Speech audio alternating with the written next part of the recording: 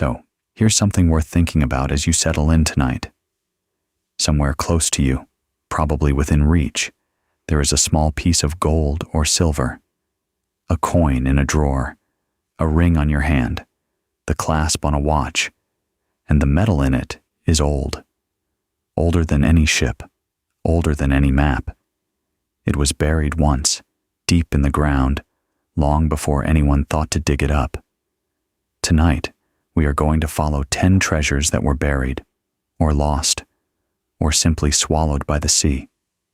Some may still be out there, and if you drift off somewhere along the way, that is perfectly fine. The stories will still be here in the morning. So let's start where the story actually starts. For most of us, the word treasure comes with a picture already attached. A wooden chest, a sandy beach, a map with a dotted line and a cross to mark the spot. You know the one. You have seen it 100 times, and almost none of it is true. Real pirates did not usually bury treasure. That part is worth sitting with for a moment, because it quietly undoes most of what we think we know. A pirate's life was short. 2 years, maybe 3, before the rope or the sea caught up with them. They did not save for later. There often was no later. So when they took a prize, they spent it, quickly, on drink, on cards, on lodging, on whatever the next friendly port would sell them. And the loot itself was rarely a chest of gold. It was cloth, sugar, tobacco, barrels of tar, sometimes stolen sea charts, which were worth more than jewels to a man who needed to know where the reefs were. You cannot bury a hold full of sugar and come back for it years later. So they simply did not.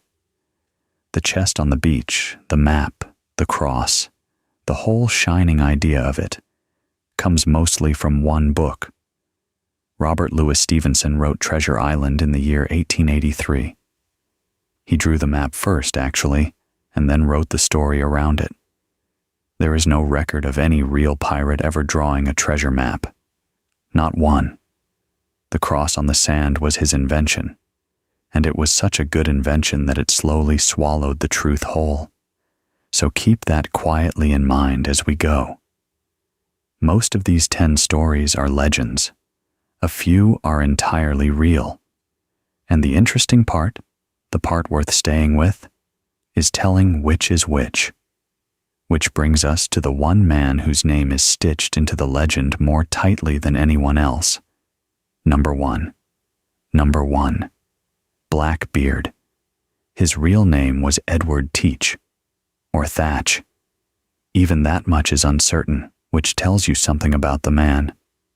He was probably born in Bristol, in England, sometime around the 1680s, and for all his fame, his time at sea as a captain lasted only about 2 years.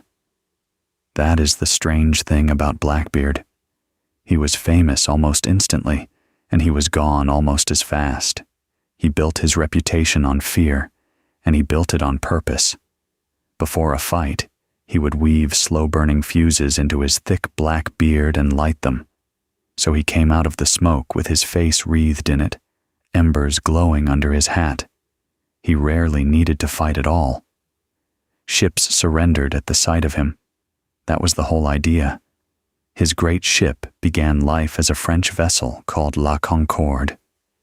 He captured her off the island of St. Vincent and fitted her with something like 40 guns. Then he gave her a new name, the Queen Anne's Revenge. For a season or 2, she was one of the most feared ships in the Atlantic. He even blockaded the harbor of Charleston, in what was then the Carolina colony, holding the whole town for ransom over a chest of medicine. And then, quietly, it ended. In the summer of 1718, the Queen Anne's Revenge ran aground on a sandbar near Beaufort Inlet, off the coast of North Carolina. Some think it was an accident. Some think he grounded her on purpose to break up his crew and keep more of the takings for himself. Either way, she was lost. She stayed lost for a very long time. Divers finally found her wreck in 1996, sitting in about 25 feet of water, right where the old account said she went down. Blackbeard himself did not last much longer. The governor of Virginia, a man named Alexander Spotswood, decided he had had enough and sent an armed party after him. They cornered him at Ocracoke Inlet in November of 1718. A young naval lieutenant named Robert Maynard led the boarding. It was a brutal, close fight, and Blackbeard did not survive it. They cut off his head and hung it from the front of the ship as proof. He was gone, at roughly 40 years old. So where does the treasure come in? This is the part that people remember. There is an old story that Blackbeard was once asked where his fortune was hidden, in case he died, and he supposedly said that nobody but himself and the devil knew where it was, and the longest liver would take all. It is a wonderful line. It may even be close to something he really said. But here is the quiet truth underneath it. There is no good evidence that Blackbeard buried any treasure at all. He spent what he took, like almost every pirate did. The Queen Anne's Revenge, when archaeologists finally opened her up, held cannons and anchors and medical tools and the ordinary weight of a working ship, not chests of gold. So did he leave a fortune somewhere along the Carolina coast? Did the devil really keep the secret with him? Almost certainly not. And yet, people still walk those beaches with metal detectors, listening for a whisper of it. It is almost certainly not there. But it is a lovely thing to imagine on a quiet night like this one. So let's leave the sandbars of Carolina behind, because there was one pirate, exactly one, who really did bury his treasure, and we actually know what happened to it. Which brings us to number 2. Number 2. Captain William Kidd. Kidd is the exception that started everything. If you want to know why we all picture pirates burying chests in the sand, you can trace a surprising amount of it back to this one Scottish sea captain and one strange, desperate night on a small island near New York. He did not begin as a pirate.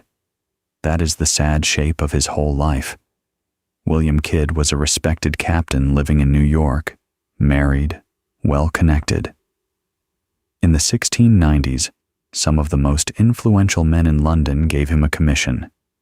His job was to hunt pirates and enemy ships, legally as a privateer.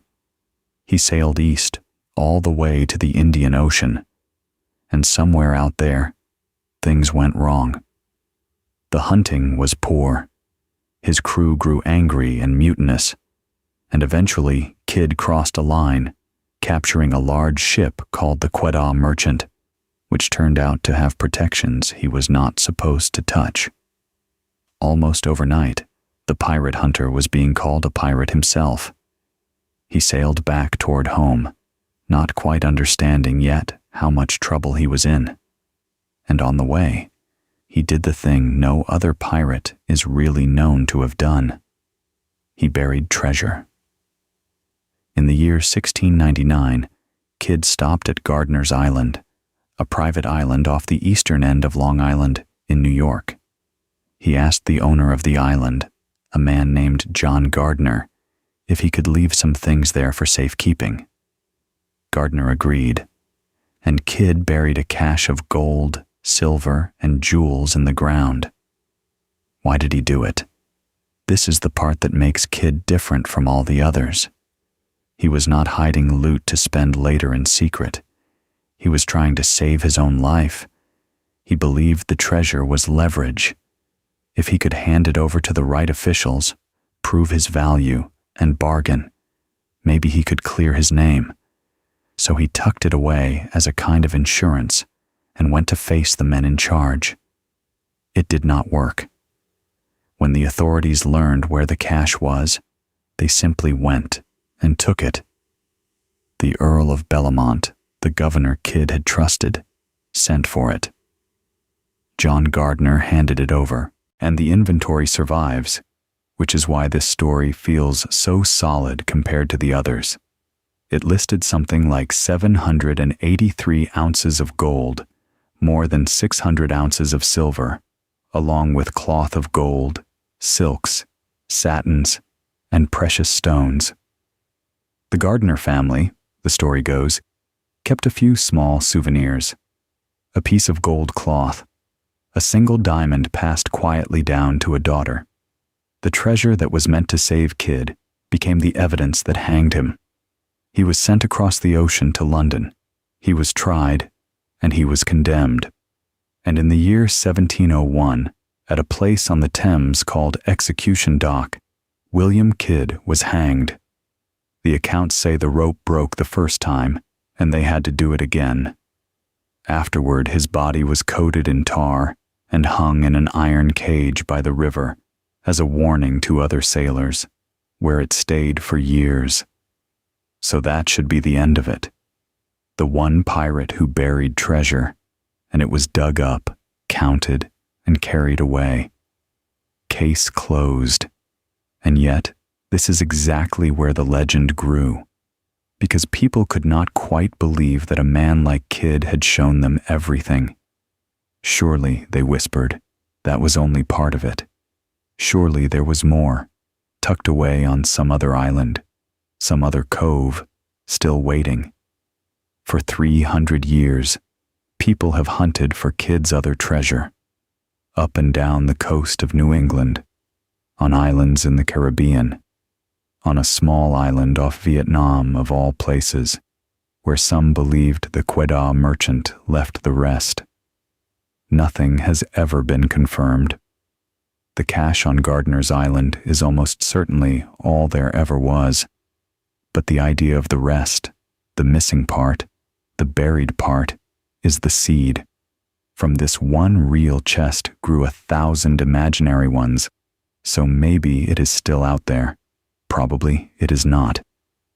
Either way, Kidd sleeps under the river in London, and the sea keeps his secret, if there ever was one.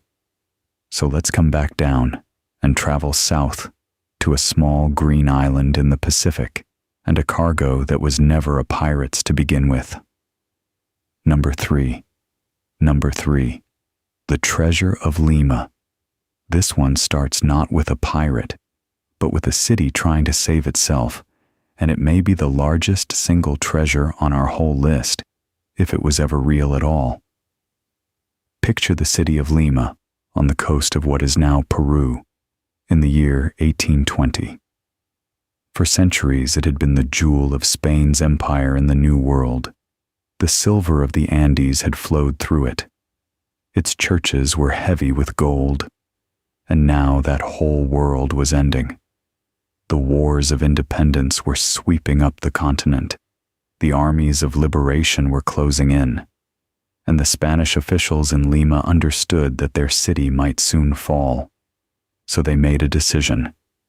They would move the wealth of the city to safety, not just coins, but the treasures of the cathedrals, candlesticks, jeweled ornaments, and, most famous of all, 2 life-size statues of the Virgin Mary holding the infant Jesus, said to have been made of solid gold.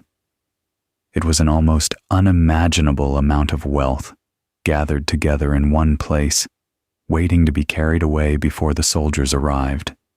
They needed a ship and a captain they could trust. And this is where it all goes wrong.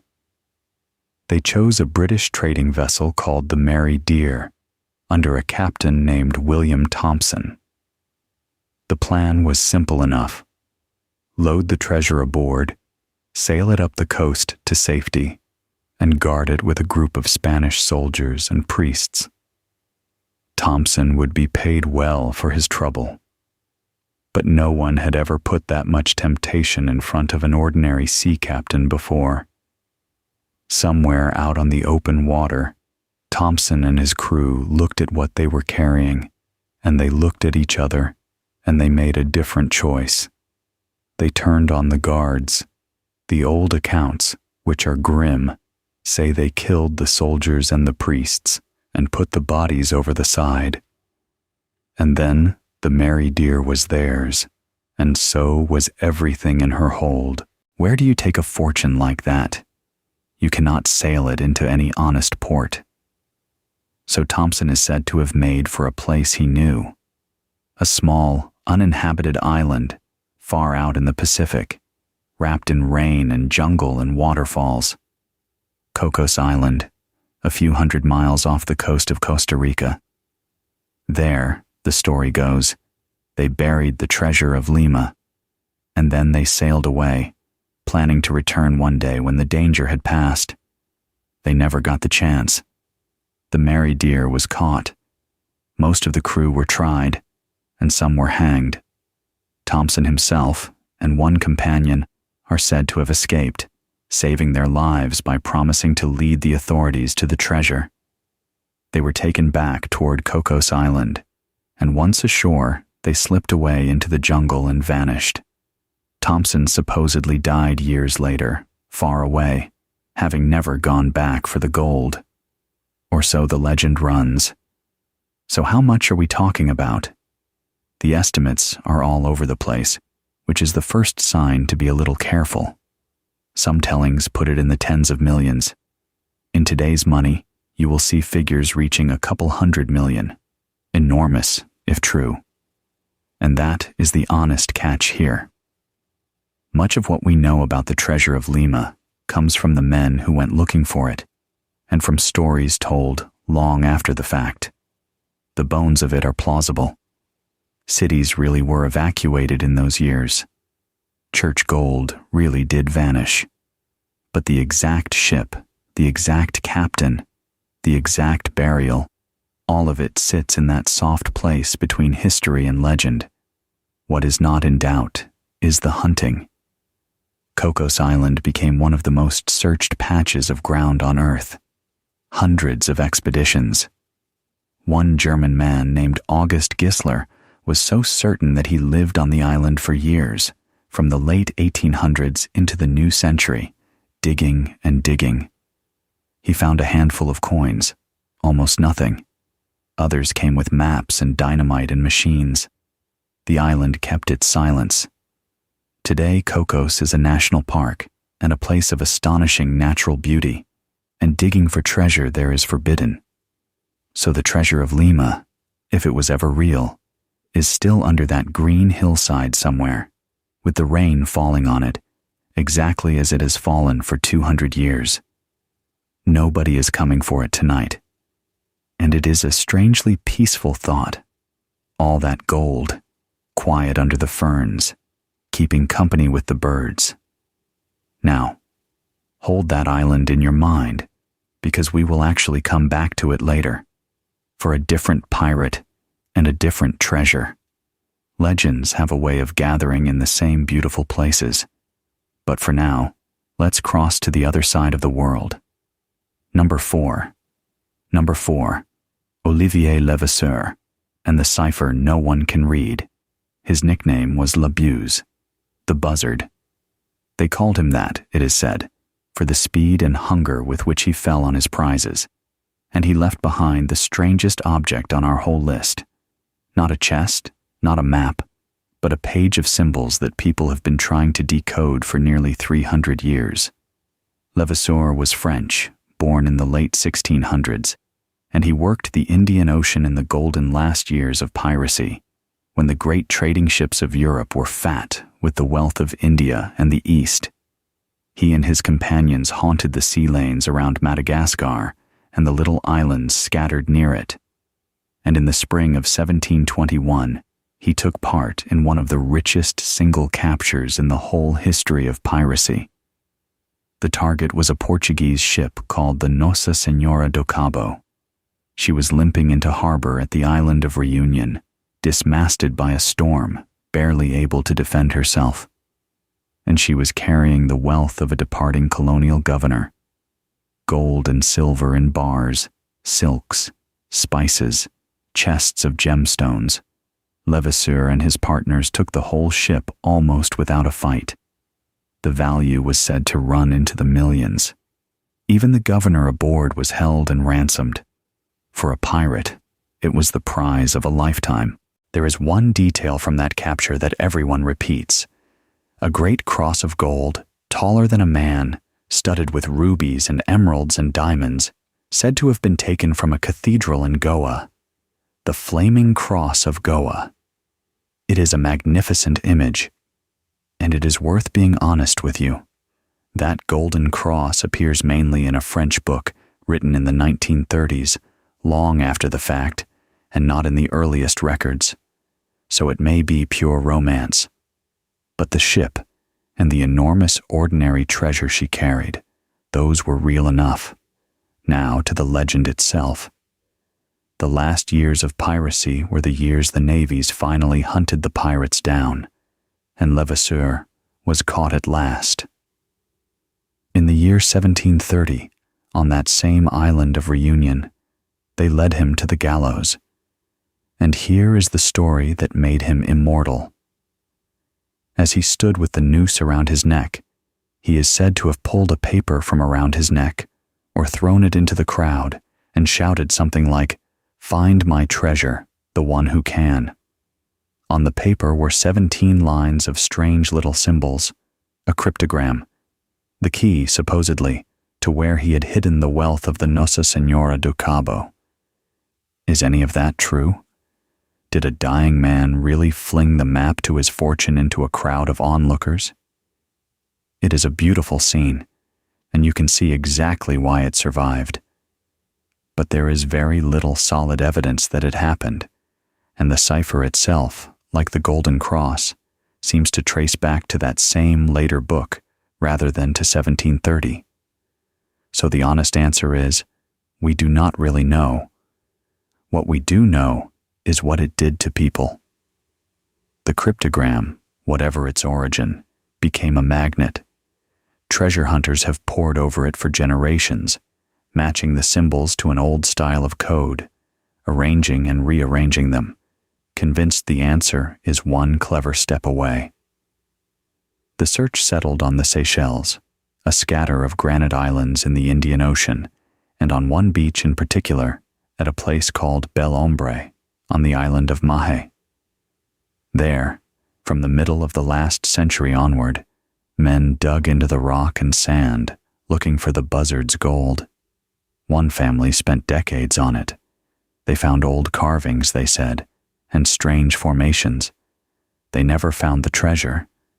So Labuse gave the world a puzzle instead of a chest, and the puzzle turned out to be the stronger thing by far. Because a chest, once found, is finished. A cipher no one can read stays open forever.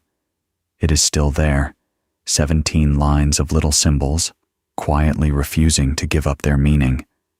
Maybe they never meant anything at all. Maybe the gold of the Nossa Senhora do Cabo is under a beach in the Seychelles right now, with the tide coming in over it. Both of those can be true at the same time, in the space where legends live, and there is no reason at all to solve it tonight. So let's stay in the Indian Ocean a little longer, because there is one more prize taken from those same rich waters that dwarfs almost everything else. And the man who took it did something no one else on this list managed. He got away clean. Number 5. Number 5. Henry Every, and the greatest haul of the age. If the others on this list are famous for the treasure they lost, Henry Every is famous for the treasure he kept, and for vanishing so completely that 300 years later, no one can tell you for certain what became of him. He simply stepped out of history with a fortune under his arm. His name comes down to us in a few different spellings, Every or Avery. He was English, a sailor by trade, and by all accounts a capable one. In the mid-1690s, he was serving aboard a ship in a Spanish harbor when the pay stopped coming and the men grew desperate. So one night they rose up, took the ship for themselves, and elected Every as their captain. They renamed her the Fancy, and they set out for the richest hunting ground on the sea, the mouth of the Red Sea, where the treasure ships of the Mughal Empire passed on their way to and from Arabia. The great prize came in the late summer of 1695. Every had gathered a small squadron of pirate ships, and they were lying in wait for a convoy belonging to the Mughal emperor himself, a man named Aurangzeb, ruler of one of the wealthiest empires on earth. The convoy was returning from the pilgrimage to Mecca, carrying pilgrims home, and carrying the emperor's wealth with them. At the heart of it was a ship whose name means something like exceeding treasure. The Ganj-i-Sawai. She was enormous. She carried perhaps 60 guns and hundreds of armed men, far more firepower than the fancy on paper. By rights, every should have lost that fight. But luck, if you can call it that, was with him. Early in the battle, one of the great ship's own cannons burst, killing its gunners and throwing the defenders into confusion. And a lucky shot from the fancy brought down her mainmast. After that, the pirates were able to board. What followed was days of horror, and it is right to say so plainly rather than dress it up. The pirates ransacked the ship. They tortured captives to make them give up hidden valuables. They treated the passengers with terrible cruelty. This was not the tidy adventure of a storybook. It was a violent robbery on a huge scale, and real people suffered and died in it. The treasure they carried away was almost beyond counting. Gold and silver coins in the hundreds of thousands. Jewels, vessels, ornaments. The estimates run from something like 300,000 pounds to well over 500,000 in the money of that time, which would be an astonishing fortune today. Then Every did the clever, cold thing. When the ships that had helped him came to divide the loot, he is said to have slipped away in the night with the lion's share, leaving his allies behind. The fancy sailed for the Bahamas, and then Every scattered his men and disappeared. And here is what made him a legend rather than just another pirate. The robbery of the emperor's ship was not a small crime. It threatened the entire English trade with India. The emperor was furious. English merchants in India were arrested, and so the crown launched what has been called the first great worldwide manhunt, with a large reward on Every's head, dead or alive. Wanted notices went out across the world. Did it work? A few of his crew were eventually caught and tried and hanged in London, though, curiously, not for the taking of the Ganj-i-Sawai itself. But Every was never found, and that is where the trail simply stops. So what happened to him and to all that gold? Nobody knows. Some said he changed his name and lived quietly in England, spending it slowly and carefully for the rest of his days. Some said he was cheated out of the whole fortune by merchants who took his jewels and gave him nothing, and that he died poor, an old man with empty pockets and a secret no one believed. Some said he sailed off to a hidden pirate colony and lived like a king. Every version is a story someone wanted to be true. The most likely answer is the quietest one. He probably came ashore, split up, and melted into ordinary life somewhere, and the treasure was spent or lost or scattered piece by piece, coin by coin, until there was nothing left to find. No island, no chest, no cross to mark the spot, just a fortune that dissolved into the world so completely that we cannot even follow it. So Henry. Every's treasure is out there, in a sense, still. It is in the foundations of houses long since fallen, in coins melted down and remade a dozen times over, in the ordinary flow of money through 3 centuries. You could be carrying a fragment of it and never know. It is the most successful robbery on our list and the most invisible. So let's leave the warm waters of the Indian Ocean and cross to the muddy bayous and quiet coves of the Gulf of Mexico and to a man who was half pirate and half hero, depending on who you ask. Number 6. Number 6. Jean Lafitte and the Treasure of the Bayous. Jean Lafitte is a different kind of figure. He was not really a treasure hoarder or a cutthroat of the open sea.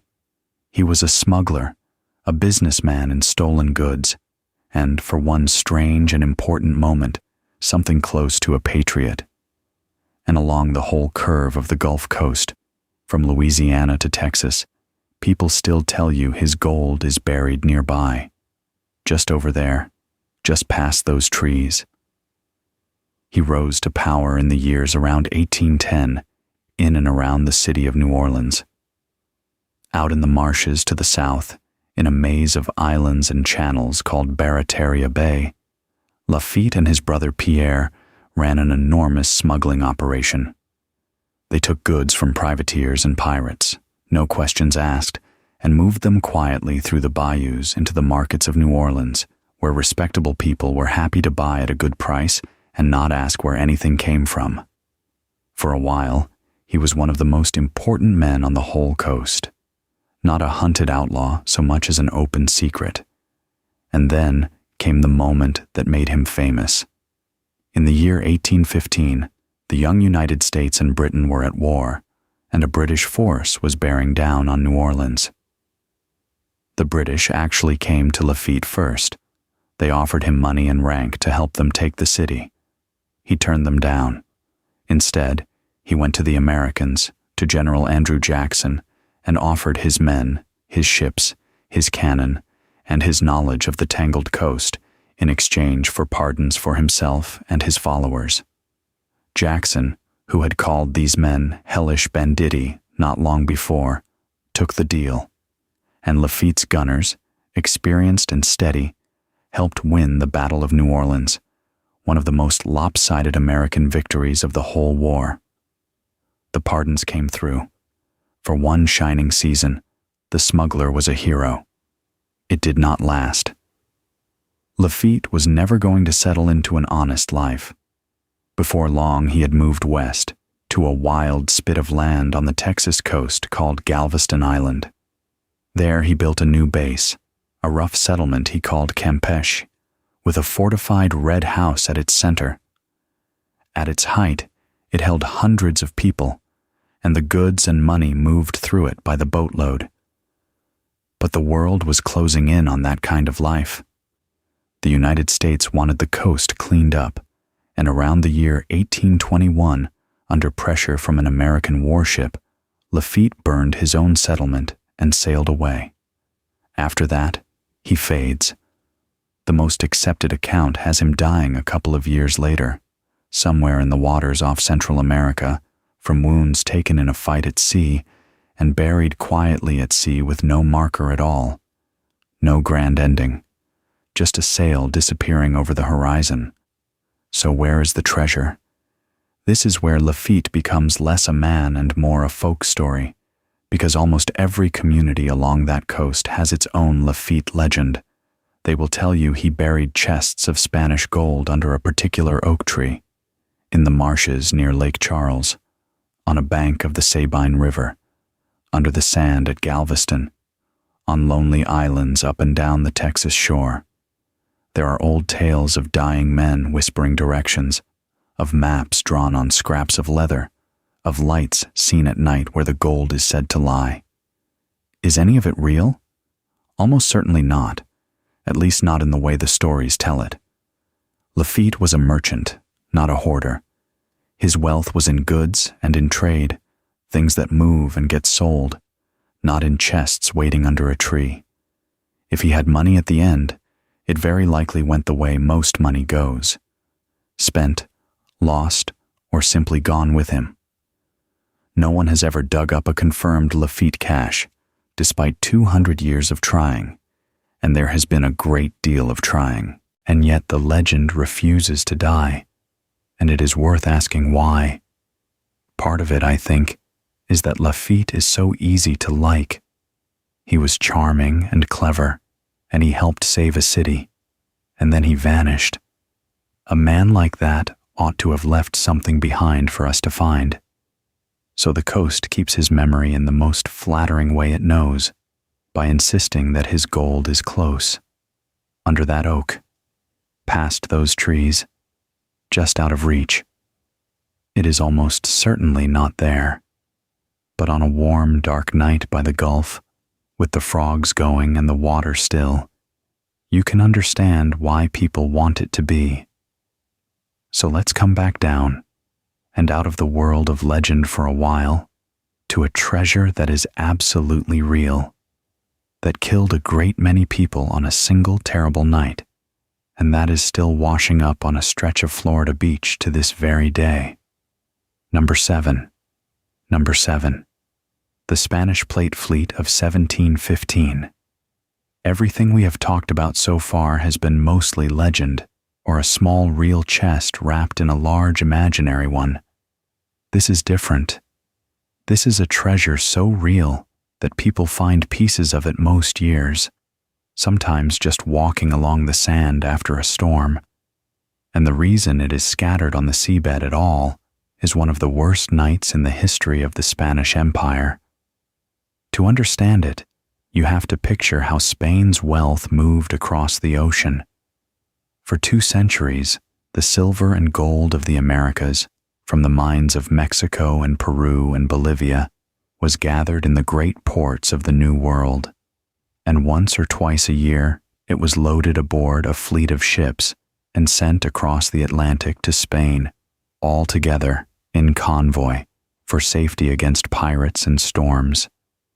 They called it the Treasure Fleet, the Plate Fleet. The word plate here comes from the old word for silver, and there was a great deal of silver. In the summer of 1715, one of these fleets was making the crossing. It was actually 2 fleets joined together. One was commanded by a captain general named Juan Esteban de Ubilla, carrying goods from Mexico. The other, under a commander named Antonio de Echevers, carried the wealth of South America. Together, they made up 11 Spanish ships, heavy with coins and bars of silver, gold, jewelry, porcelain, and cargo of every kind. There was also a French ship traveling along with them, a little apart. That detail will matter in a moment. The fleet had been delayed. It was late in the season, dangerously late, drifting into the part of the year when the great storms come across the warm Atlantic. But there were reasons to hurry, money owed, a king waiting, and so they sailed anyway, north along the coast of Florida, keeping the shore on their left hand. And on the last night of July, in 1715, the storm found them. A hurricane, enormous and merciless, came up out of the tropics and caught the whole fleet against the Florida coast. There was nowhere to run. The wind drove the ships toward the shore, and one by one, through the dark, they were torn apart on the reefs and sandbars. All 11 of the Spanish ships were lost that night. The cargo went to the bottom in the shallows, and the people, the sailors and passengers and officers, were thrown into the churning water in the dark. Something like 1,000, and by some accounts closer to 1,500, did not survive. It was a catastrophe on a scale that is hard to hold in your mind. The one ship that lived was the French ship, the one sailing a little apart. Because she stayed farther out from the coast, in deeper water, she was able to ride the storm out and survive. Which tells you, quietly and terribly, how narrow the margin was. A few miles of sea room was the difference between coming home and never coming home. In the days after, the survivors gathered on the beaches, in the heat, with nothing. And Spain, which could not afford to simply lose that much treasure, moved quickly. Salvage camps went up along the coast. Divers, many of them enslaved and forced to the work, went down again and again into the shallows to bring up what they could of the sunken silver. they recovered a great deal of it. One ship, called the Orca de Lima, was so accessible that after they stripped her, they burned her down to the waterline so that no passing pirate could find her by her masts and take what was left. Because the pirates did come. Word of a fortune lying in shallow water off Florida spread fast. A man named Henry Jennings led a raiding party to the salvage camp and simply took a large share of the recovered treasure by force. Some of the men who tasted piracy in those waters, drawn by the wrecks of 1715, went on to become famous names in the golden age that followed. The disaster, in a way, helped feed the whole legend of Caribbean piracy. And then, for a long time, the sea kept the rest. The camps closed. The survivors moved on. The exact locations were slowly forgotten. For more than 200 years, the treasure of the Plate Fleet lay in the sand just off the beaches, under the waves, while the coast above filled with ordinary life. People swam over it without knowing. Coins washed up now and then, and most who found them had no idea what they held. Then came the modern chapter. In the middle of the last century, a man named Kip Wagner became fascinated by old stories of Spanish gold on that coast. He walked the beaches after storms. He studied old maps and records. And in the early 1960s, he and a small group he formed found the wrecks. Real coins, by the thousands. Gold and silver, cannons, jewelry, the actual scattered wealth of 1715. They recovered a fortune, and the stretch of shore where it all happened earned the name it still carries, the Treasure Coast. Here is the part that makes this one so different from the rest of the list. It is not finished. The sea did not give up everything in the 60s, and it never will all at once. Storms still stir the sand and uncover new coins.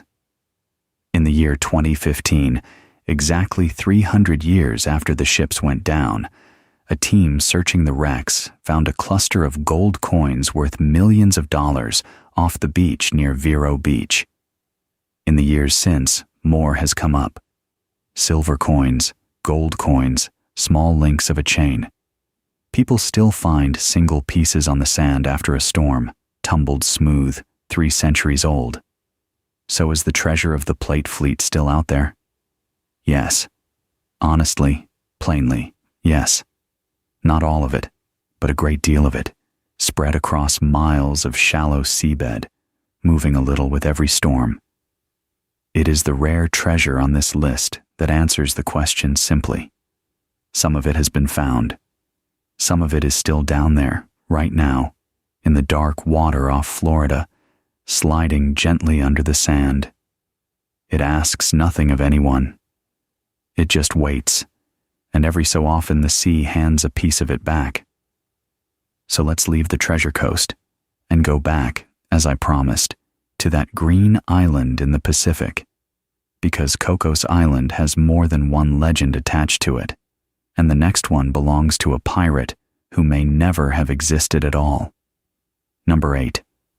Number 8. Benito Bonito. This is the ghost on our list. Because with most of these stories, however tangled the legend, there is a real person underneath. A real Blackbeard. A real Kidd. A real every.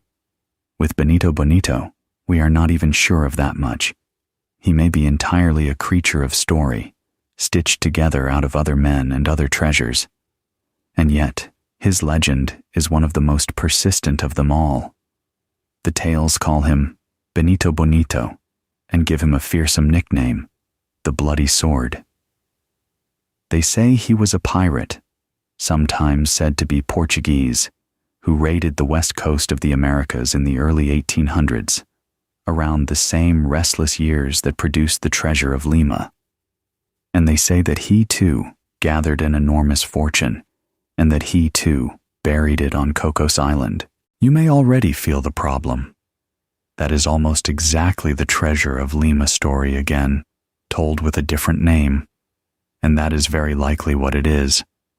Cocos Island, once it had one buried treasure legend attached to it, seems to have gathered more, the way a magnet gathers filings. Over the years, people came to speak of not one, but several treasures hidden there. The Treasure of Lima, carried by Thompson on the Mary Dear. The hoard of Benito Bonito. Even a third, sometimes called the Devonshire Treasure. 3 fortunes, supposedly, under one small green island. It is a lot to ask of one patch of jungle. So did Benito Bonito ever really live? Did the bloody sword ever really sail? Historians are genuinely doubtful. There are almost no solid records of him, of the kind we have for the others. His name drifts through treasure hunting books far more than through court papers or ship's logs. The different versions of his death do not agree with one another, which is often a sign that a story is folklore rather than fact. In one telling, he is hunted down and executed. In another, he takes his own life to avoid capture. In another, he is betrayed by his own crew. These are the endings of a legend, not the record of a life. And his treasure does not stay in one place either. Most tellings put it on Cocos Island, tangled up with all the rest. But there is another whole branch of the legend that carries it to the other side of the world entirely, to the coast of Australia, near a town on the shore of a great bay south of Melbourne. There, the story goes, Benito hid his captain's share in a sealed cave, a fortune worth a staggering amount in today's money, still waiting behind the rock. People have dug for it there too, and found nothing. The same treasure, apparently, buried on 2 different continents, which is only possible if it was never really buried anywhere at all. So why does a pirate who may not have existed still pull people across oceans to dig for his gold? I think it is partly the company he keeps. Cocos Island is real and beautiful and genuinely mysterious, wrapped in rain and waterfalls and hard to reach. The Treasure of Lima behind him is at least half plausible, and a good nickname, the Bloody Sword, does an enormous amount of work on the imagination. Put those together, and you have a legend that feels solid even when you cannot find a single firm fact to stand on. The searchers were real, even if the pirate may not have been. That same German man we met earlier, August Gisler, who spent years of his life on Cocos Island digging for the Treasure of Lima, was chasing Benito's gold as well. He gave the best part of his life to that island, moving earth, sinking shafts, reading and rereading the old maps that hunters passed around.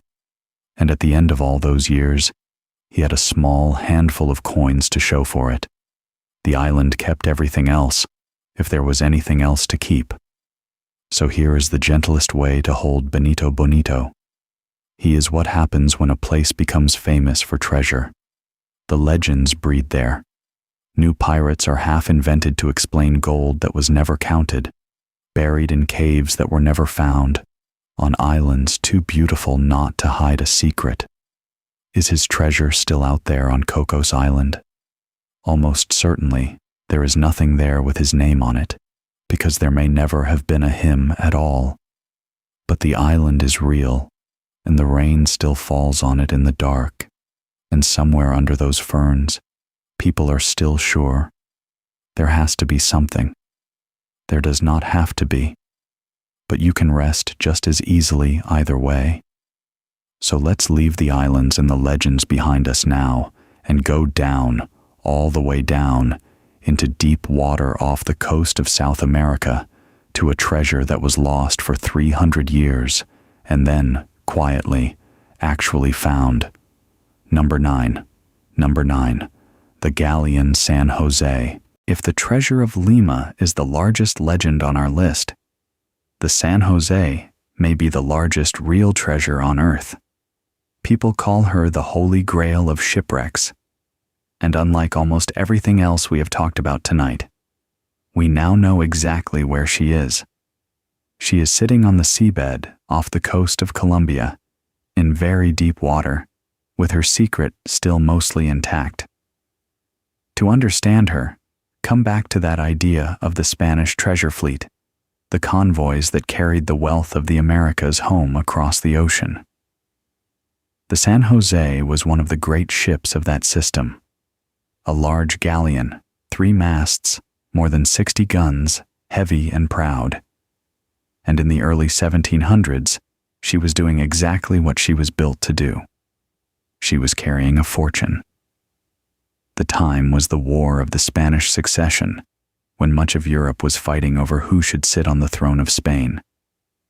Wars are expensive, and Spain paid for hers with the silver and gold of the New World, so the San Jose had been loaded, in the ports of the Caribbean, with an almost unbelievable cargo: gold and silver coins by the chest, bars of precious metal, and emeralds mined in the mountains of Colombia, some of the finest in the world. It was money meant to keep an empire in the fight. Some modern estimates of its worth run into the billions of dollars. And it is fair to say plainly that no one really knows the true figure, because no one has yet counted it. She did not make it home.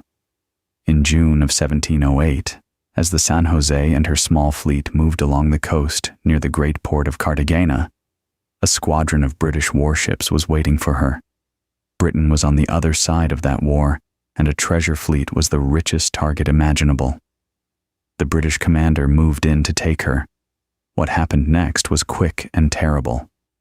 In the middle of the battle, something reached the San Jose's powder magazine, the great store of gunpowder deep in the ship, and she exploded, a galleon that size, blown apart in an instant, in the dark, on the open sea. She went down fast, carrying nearly her entire crew with her.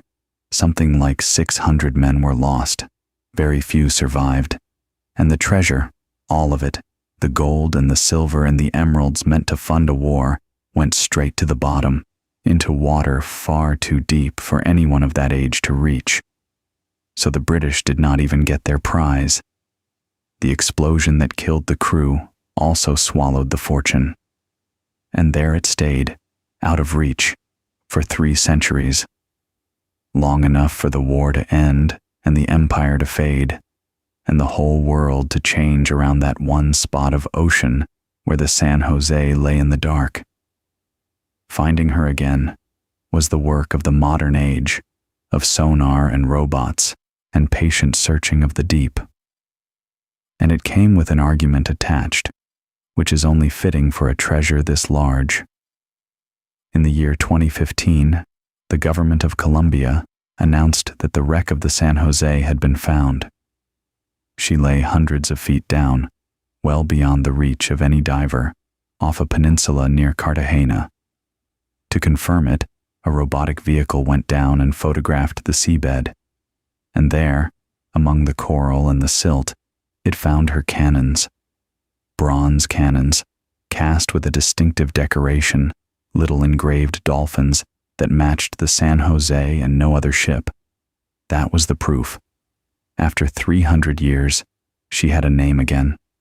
But who found her and who owns her turned out to be tangled questions. An American salvage company said it had located the wreck decades earlier and had a claim to a share, and the courts have argued over that for years. Spain has pointed out that the San Jose was a Spanish ship of state, a war grave of Spanish sailors, and asked what right anyone else has to disturb her. And there is a deeper claim still.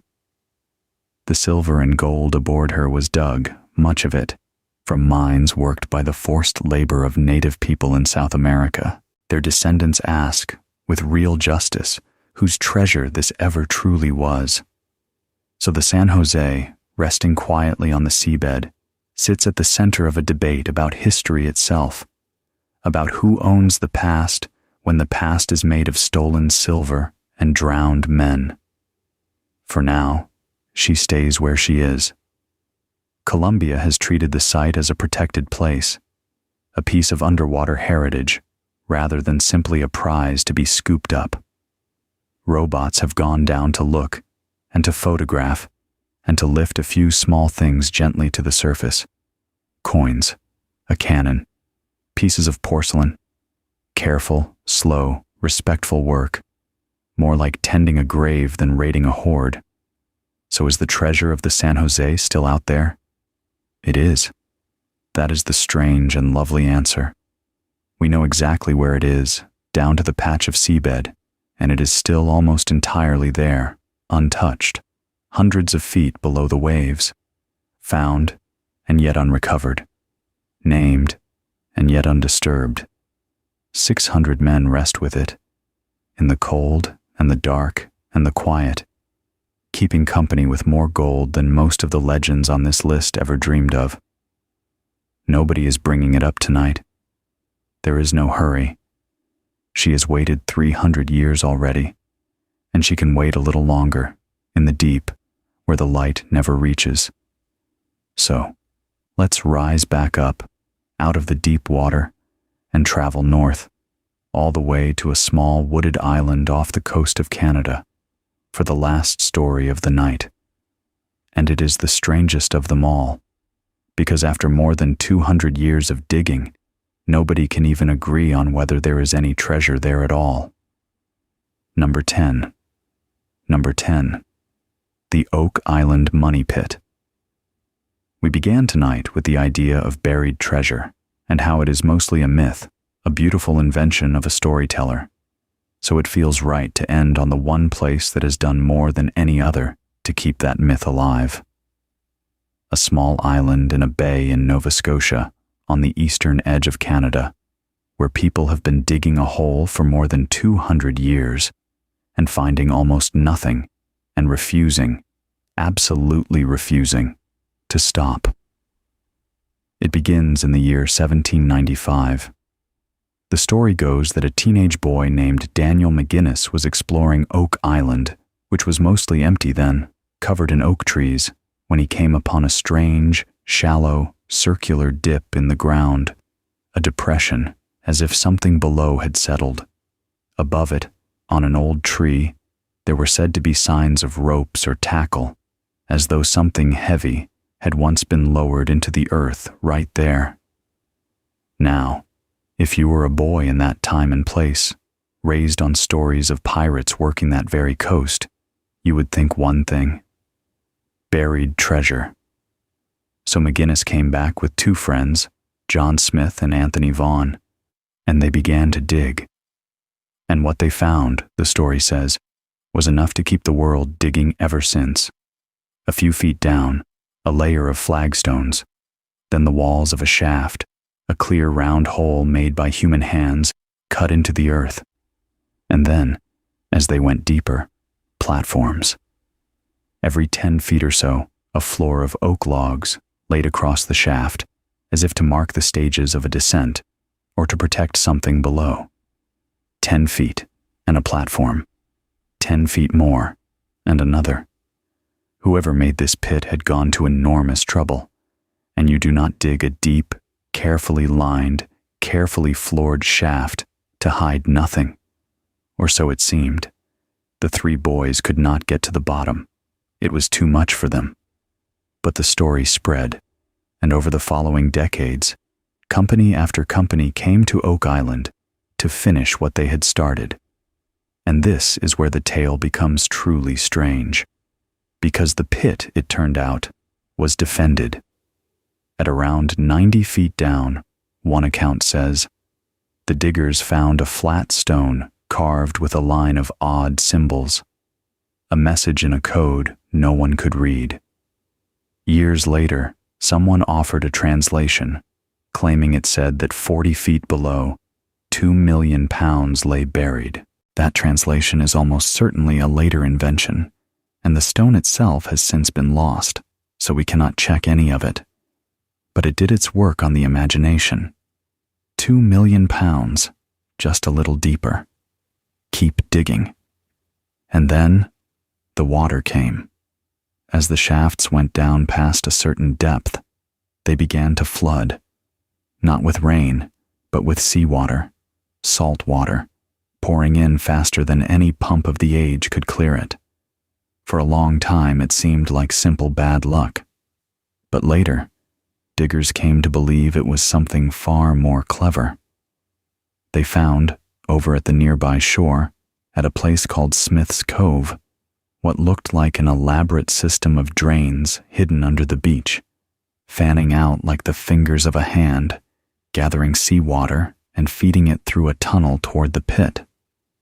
In other words, it looked as though whoever built the money pit had also built a trap. Dig too deep, and the sea itself would rush in to stop you and hide the prize. A booby trap of water set centuries ago. Is that really what it is? That is the question that has haunted Oak Island for 200 years.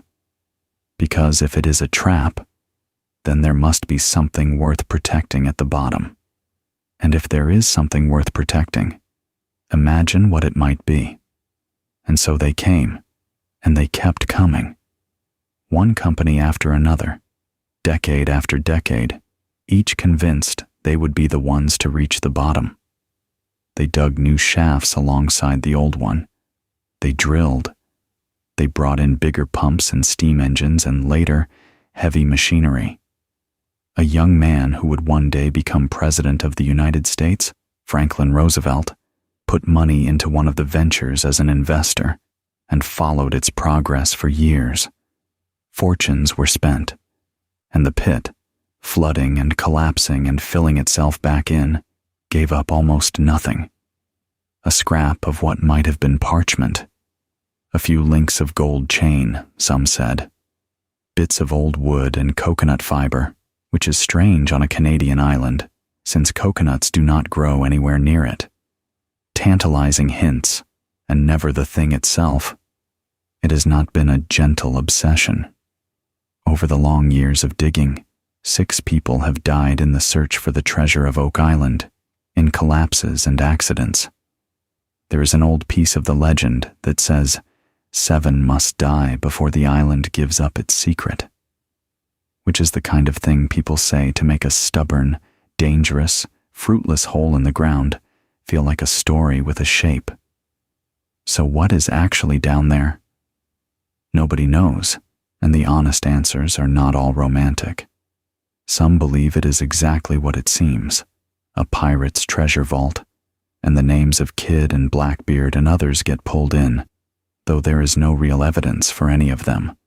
Some spin grander tales, lost crown jewels, secret manuscripts, ancient relics, and some, quietly, think it may be nothing made by human hands at all, that the layers and the flooding could be natural, sinkholes and underground channels in the soft stone beneath the island, that the sea has been filling and shifting for ages, and that generations of hopeful people have read a treasure into the ordinary settling of the earth. Which would mean the greatest buried treasure story of them all is a story about the digging, and not about any gold. That would be a fitting ending, wouldn't it?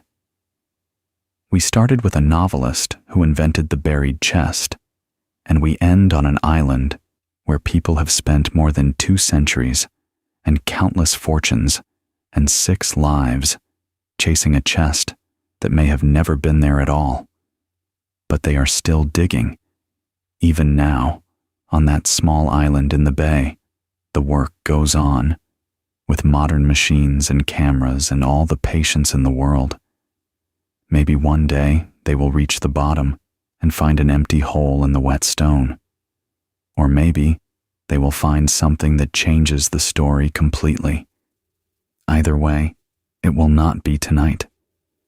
The pumps are quiet, the island is dark, and the money pit keeps its secret, whatever it is, or whatever it isn't, the way it has kept it for 200 years.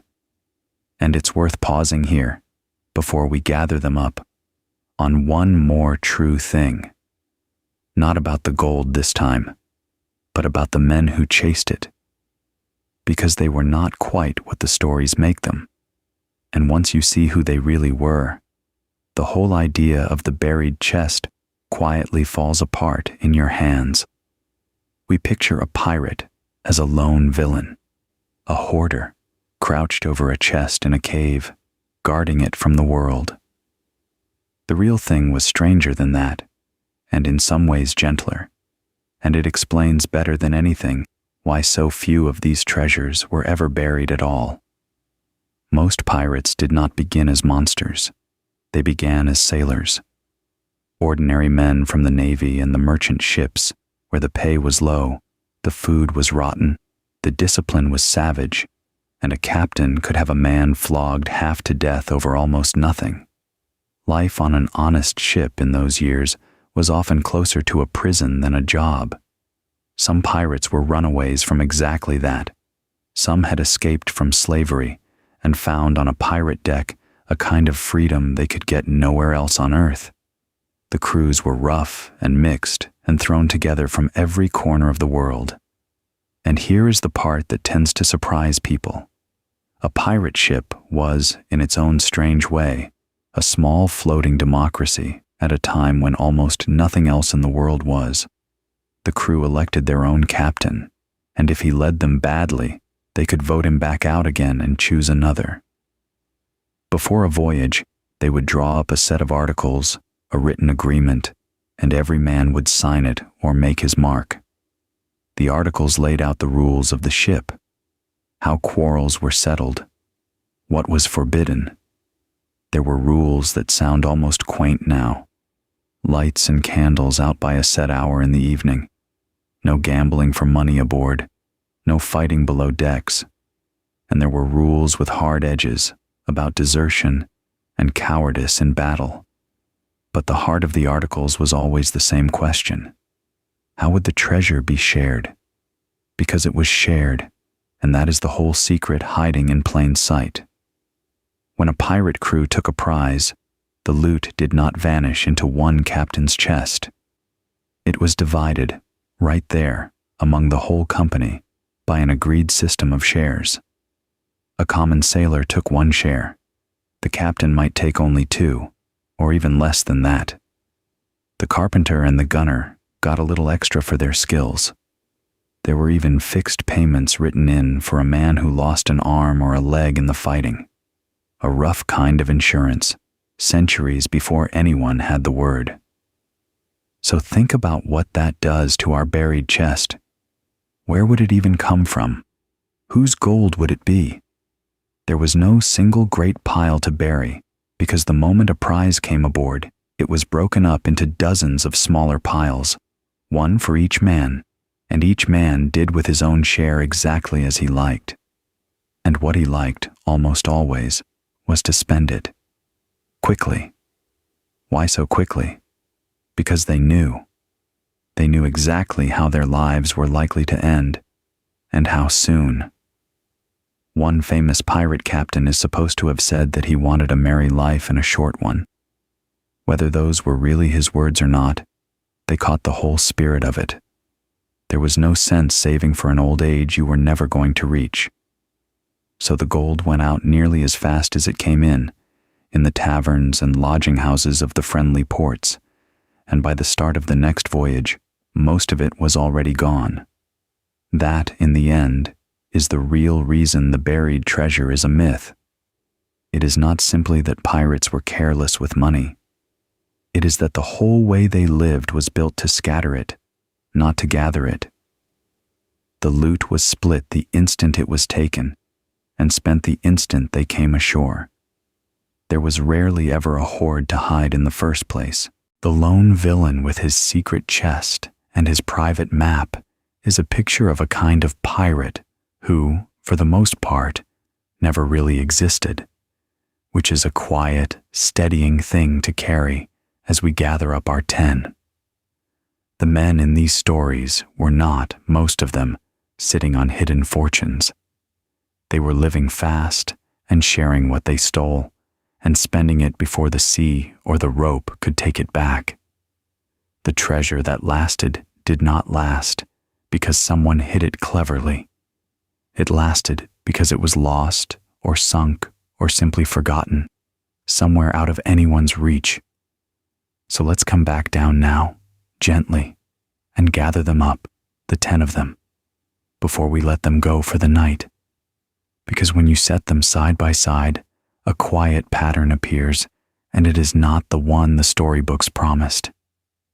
Think back to where we started, the chest on the beach, the map, the cross in the sand, and then think about what we actually found. Blackbeard buried nothing. He spent what he took, like almost every pirate did, and left behind a grounded ship full of cannons and medical tools, and a single good line about himself and the devil. Jean Lafitte buried nothing either, most likely. He was a merchant of stolen goods, and his wealth moved and got sold and went with him into the warm waters off Central America. Henry Every carried away one of the greatest fortunes ever stolen, and then let it dissolve into the ordinary world so completely that no one can follow a single coin of it. And Benito Bonito, the bloody sword, may never have drawn breath at all. 4 of our 10, and not a buried chest among them. Then there is Captain Kidd, the one man who really did bury his treasure, and it was dug up and counted, ounce by ounce, and carried off to be used against him. The exception that seeded every legend, and even his exception was small, and quickly ended, and then the legends that hover between. The Treasure of Lima, on its green island in the Pacific, real cities and real church gold behind it, but the exact ship and the exact burial lost in a fog of retelling. Olivier Levasseur and his cipher, a real and enormous prize behind him, but a cryptogram that seems to have been born in a novel rather than on a scaffold. Beautiful stories, both, with just enough truth in them to keep the searching alive, and never quite enough to end it. And finally, the ones the sea actually kept. The plate fleet of 1715, scattered along the Florida coast, still handing back a coin or two after every big storm. The San Jose, found at last in the deep water off Colombia, named again after 300 years, and still lying there almost untouched. And Oak Island, the great question mark, where 2 centuries of digging may have been chasing nothing but the ordinary settling of stone and water. So notice how few of them are the chest on the beach, almost none. The real treasures were spent or lost at sea, or dissolved into the flow of ordinary money, or sunk so deep that finding them and reaching them are 2 entirely different things. The storybook version, the buried box, and the map turns out to be the rarest kind of all. Which is exactly why we love it. We want the world to have hidden something on purpose and left us a way to find it. And maybe that is the real treasure buried inside all these stories. Not the gold at all, just the idea of it. The idea that somewhere out there, something valuable is waiting, patiently, for the right person to come along. Is that so different from hope? Is it really about the coins, or about the feeling that the world is not yet finished giving up its secrets? The chest on the beach is a wish, more than a fact. It is the wish that there is always something more to find. And a wish like that does not need to be true to be worth keeping. You can carry it, gently, without ever lifting a shovel. And it's worth pausing here, before we drift any further, because there is a difference hiding inside the word treasure, and it is worth turning over slowly in the dark. There is a difference between lost and hidden. It is a small difference, and it changes everything. Something hidden was put somewhere on purpose by someone who meant to come back for it. There is an intention behind it. A plan, interrupted. Kidd hid his cash and meant to bargain with it. Thompson, if he existed, hid the Treasure of Lima and meant to return. Hidden things carry the ghost of a person who is coming back. Lost is different. Lost has no one behind it. The plate fleet was not hidden. It was lost in a single night, to a storm that did not care what it was carrying. The San Jose was not hidden. She was blown apart and swallowed, with 600 men, by water too deep to argue with.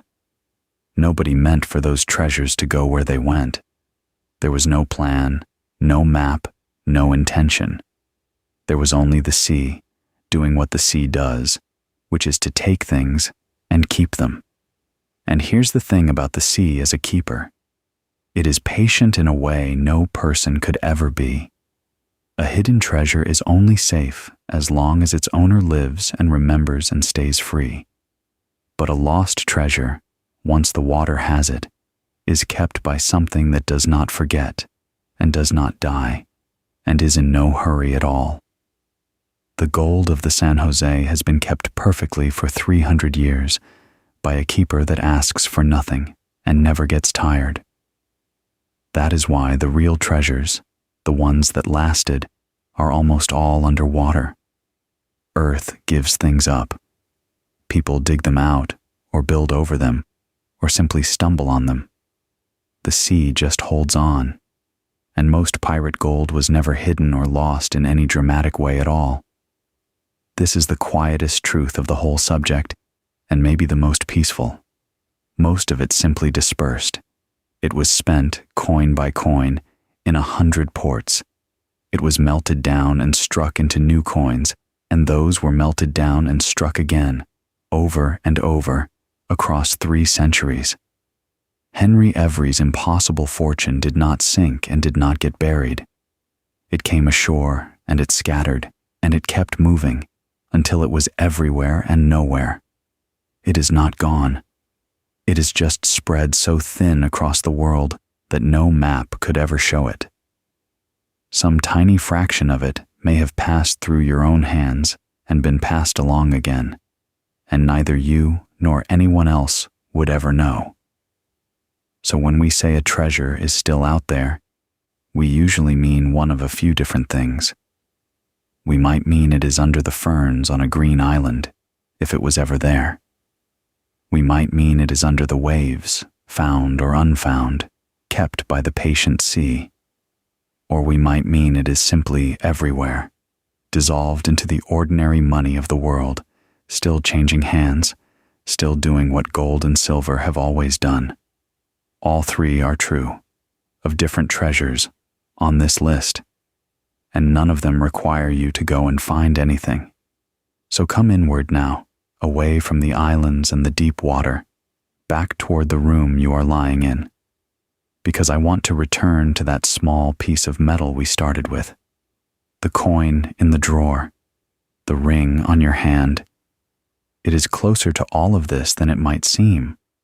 Think about where the gold in it actually came from, not the mine. Before the mine, before the earth. Gold is not made here. It is forged out in space, in the death of stars, in collisions so violent and so far away that the mind slides off them. Every scrap of gold that has ever been on this planet arrived already ancient, made in the dark long before there was a sun to shine on it. And then it sat in the ground, waiting, for billions of years. So the little piece of metal near you tonight was buried for real. Not for 300 years. For an amount of time that makes 300 years look like nothing at all. It lay in the dark, deep down, through the whole long life of the planet, until someone dug it up and shaped it and passed it along, until at last it came to you. It is older than every pirate on this list, older than every ship, older than the sea itself. It has been lost and found more times than anyone could ever count, which means treasure, when you follow it all the way back, is really just a way of holding time. That is what gold and silver always were. Not useful, not really. You cannot eat them. You could barely make a tool from them. Their whole value is that they last. They do not rust away. They do not rot. They wait. A gold coin is patience made solid. It can sit at the bottom of the sea for 3 centuries and come up shining, exactly as it went down. The pirates did not know the physics of it, but they understood the feeling. They were reaching for the one thing that would not slip through their fingers the way everything else in their short lives did. And here is the quiet joke at the center of it all.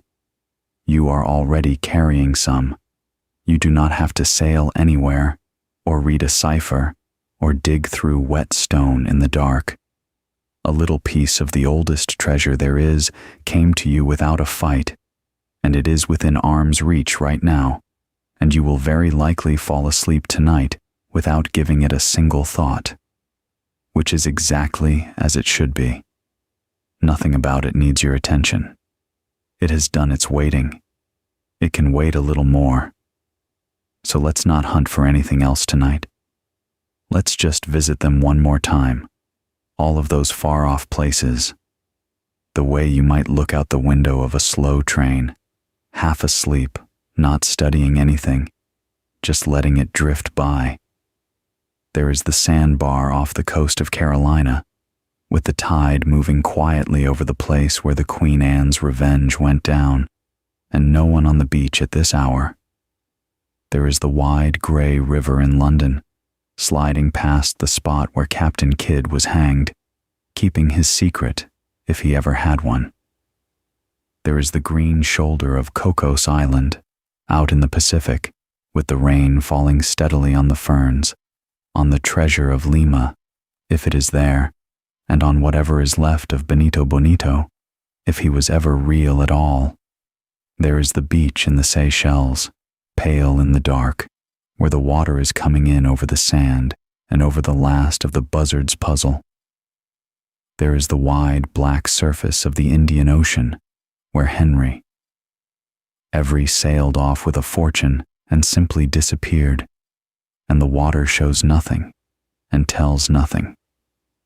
There are the still bayous of the Gulf Coast, with the frogs going and the warm air heavy over the water, and somewhere a legend of Lafitte's gold under an old oak that nobody will find, because it was never there. There is the long, pale strand of the Florida coast, with a single silver coin turning slowly under the sand in the shallows, 300 years old, worked smooth by the sea. There is the deep, dark water off Colombia, hundreds of feet down, cold and silent, where the San Jose rests with her 600 sailors and her mountain of gold, found and named and left in peace.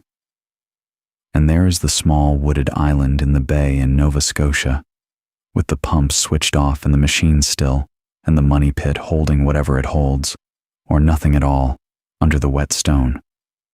All of them quiet now.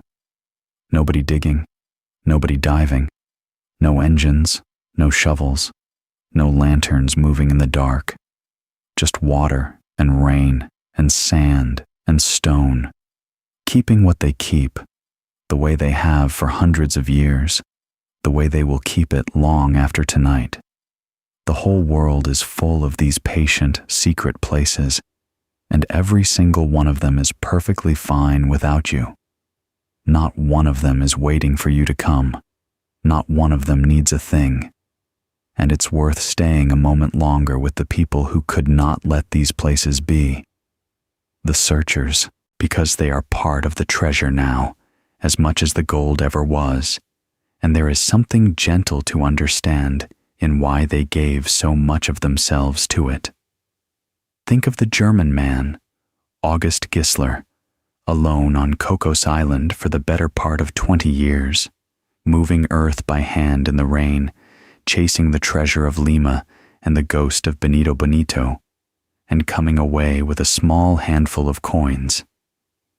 Think of Kip Wagner, walking the Florida beaches after storms, year after year, reading old Spanish records by lamplight, until the sand finally gave him the plate fleet. Think of the families in the Seychelles who spent decades on one beach, chipping at the rock, sure the buzzard cipher was one clever step from solved. And think of the long line of hopeful people at Oak Island, generation after generation, from a boy with a shovel to a future president with a checkbook, all of them certain the bottom of the pit was just a little further down. What were they really looking for? Not only the money. If it were only the money, they would have stopped when the sums stopped making sense, and most of them were long past that point. No, they were looking for the feeling of the maybe, the idea that the world still had one more secret in it, and that the secret might have their name on it. That is a deep and steady thing to reach for, in a life that mostly does not hand you secrets. It kept them warm through years of finding nothing. And there is something tender in that, not foolish. They were not simple people fooled by a story. Many of them were clever, careful, patient. They just needed the world to hold one more mystery, and they were willing to spend their lives keeping that mystery open. Most of them died with it still open, still unsolved, the treasure still somewhere out ahead of them. And here is the strange kindness in that. A found treasure is finished. Once it is counted, the wonder drains out of it. But an open one keeps giving, right up to the end, and even after. The searchers who never found their gold got to keep the best part of it, which was the looking, for as long as they lived. So you can let them keep looking. That is the easy, restful thing here. You do not have to join them. You do not have to solve the cipher, or reach the bottom of the pit, or dive to the deck of the San Jose. Other people have that covered, and always will.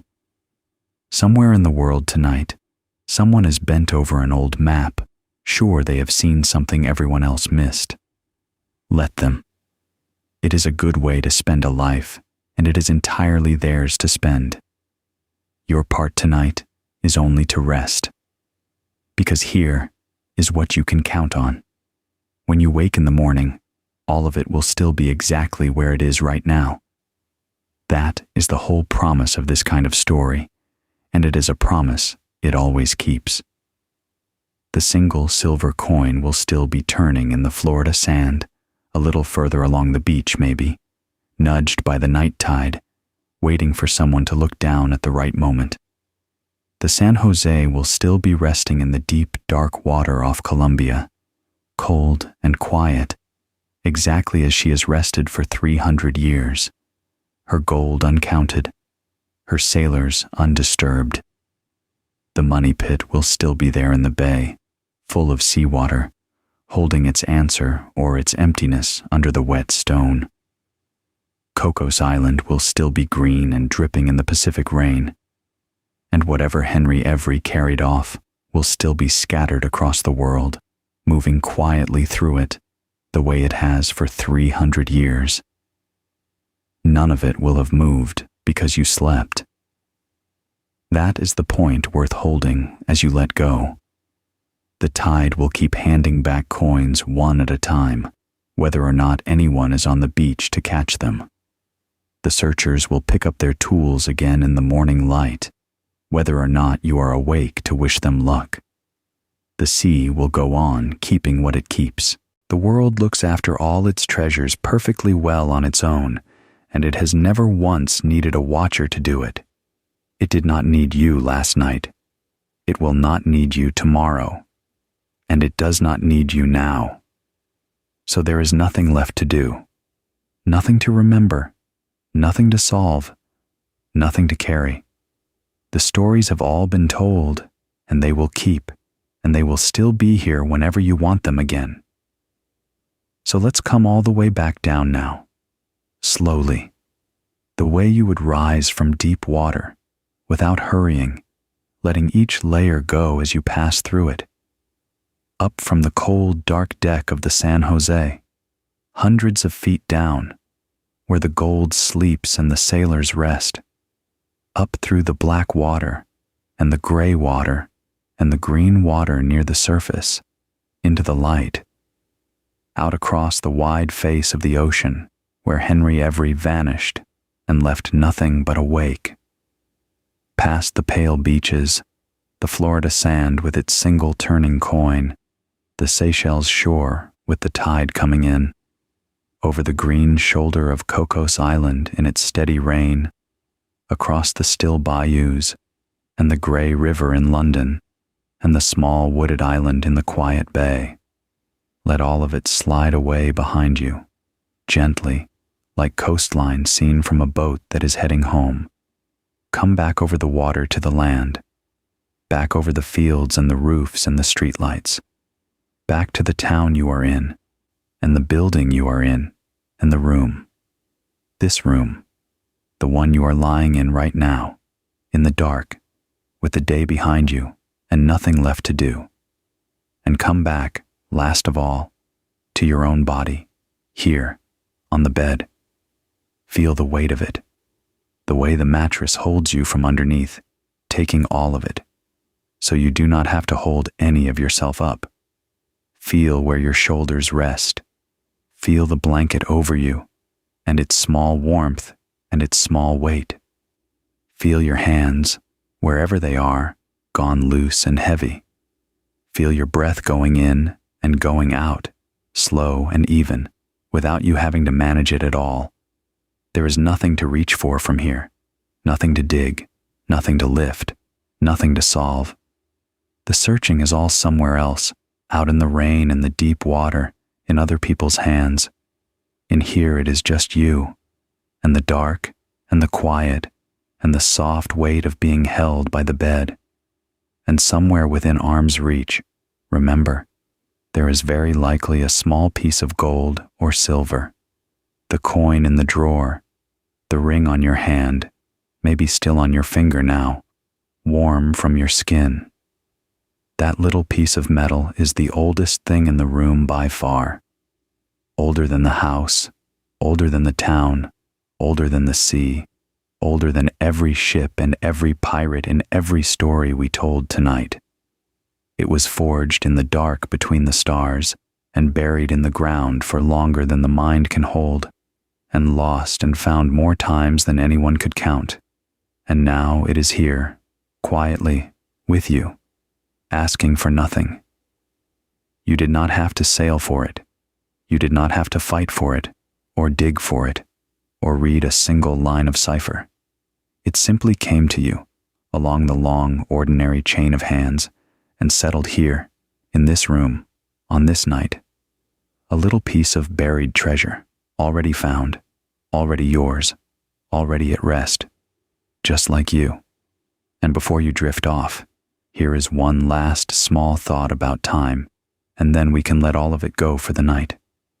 Because for all the room these stories take up in our imaginations, the whole thing was smaller and shorter and further away than it feels. The age of pirates that we picture, the one with the black flags and the cutlasses and the treasure, was not a long era at all. Historians usually call it the golden age of piracy, and it burned brightest in a window of only about 30 years, roughly from the 1690s into the 1720s. That is the whole of it. That short. Nearly everyone we talked about tonight was crowded into that one narrow stretch of time. Henry Every took the Emperor's ship in 1695. Captain Kidd was hanged in 1701. The Plate Fleet went down in 1715. Blackbeard died at Ocracoke in 1718. Olivier Levasseur followed a little after. They were almost contemporaries, all of them, moving through the same few decades, sometimes sailing the same waters, chasing the same fading chance. And it was fading even then. The great navies were growing. The trade routes were being patrolled. The little window that let a determined man take a ship and vanish was already closing. Within a generation, it was shut.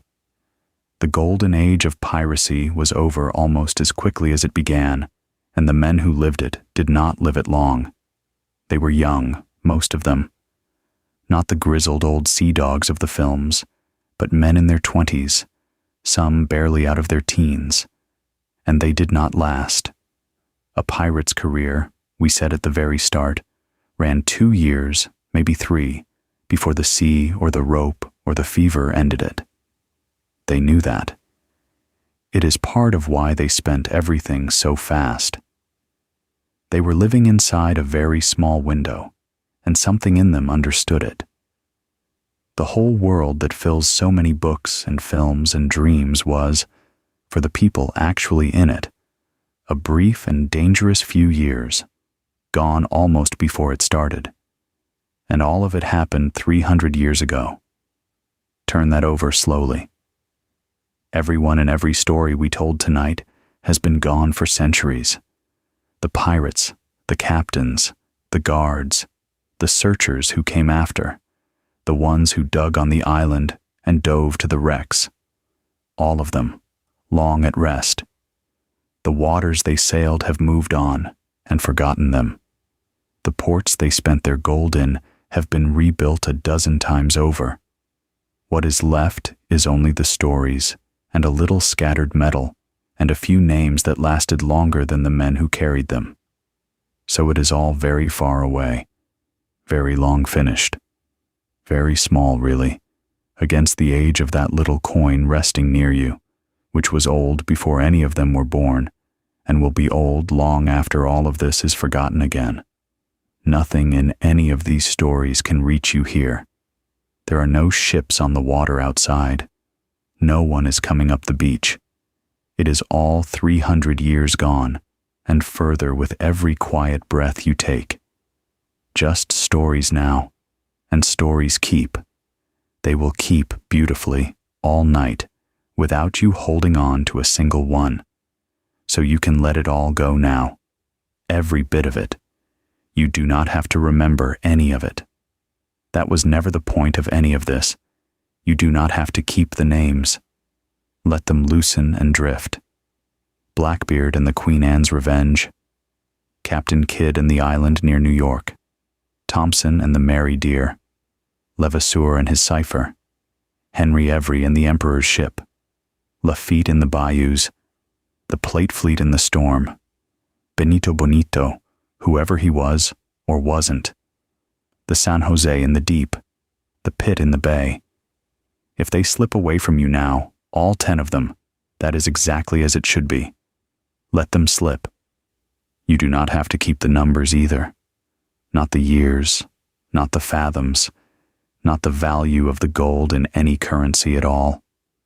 You do not have to remember which pirate really buried treasure, and which only seemed to, or how deep the galleon lies, or which company dug which shaft on the island, or how many coins the searchers found in all their years of digging, which was almost none. None of that is a test. There is no one waiting in the morning to ask you a single question about any of it. If you wake tomorrow, and all you have kept is a vague, warm sense of tides and islands and old gold under the water, that is more than enough. And if you wake having kept nothing at all, that is fine too. Better than fine. It means the stories did their real work, which was only ever to walk beside you for a little while and carry you down toward sleep. They were never yours to hold on to. They belonged to the sea, and to the old records, and to the people still out there searching. You were only ever visiting them for one quiet night, and now the visit is done, and you can set the whole thing down. It is only heavy if you try to hold it, so do not try. Open your hands in whatever way hands open when you are nearly asleep, and let all 10 of them go at once. They will not fall. They will just drift back out to where they came from, to the islands and the deep water and the wet stone, and settle there, and wait, the way they have always waited, because that is the last thing worth knowing as you let go. It will all still be out there in the morning, every piece of it, exactly where it is right now. The single coin will still be turning in the Florida sand.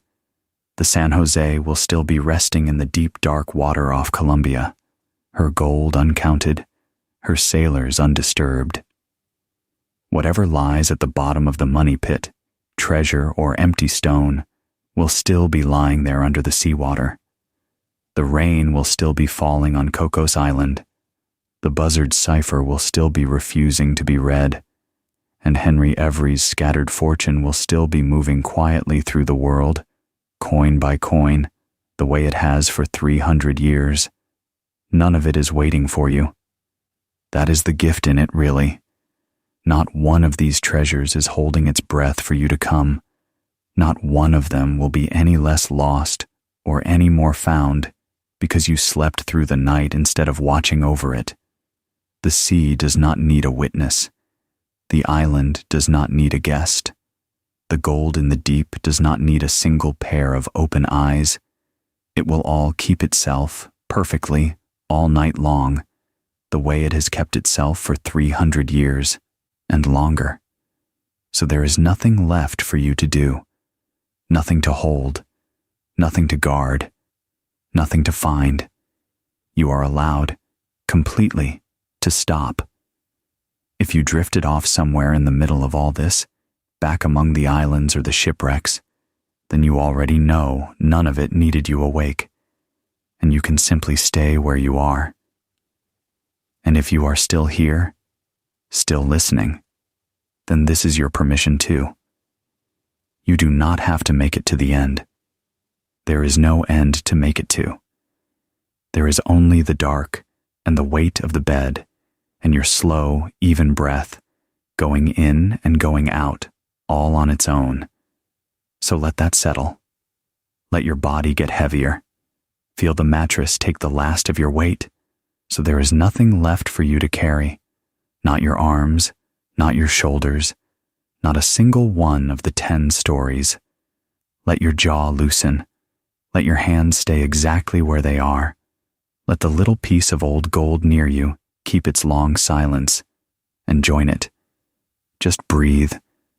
That is all that is asked of you now, and even that is happening without your help. In and out, slow and quiet, like a tide. And picture, if anything at all, only this: a long, pale beach in the dark, somewhere warm, at the very end of the night. The tide coming in, slow and even, the way your breath is coming now. And down near the waterline, half buried in the wet sand, a single old coin, turning over just slightly as the water reaches it and slides back.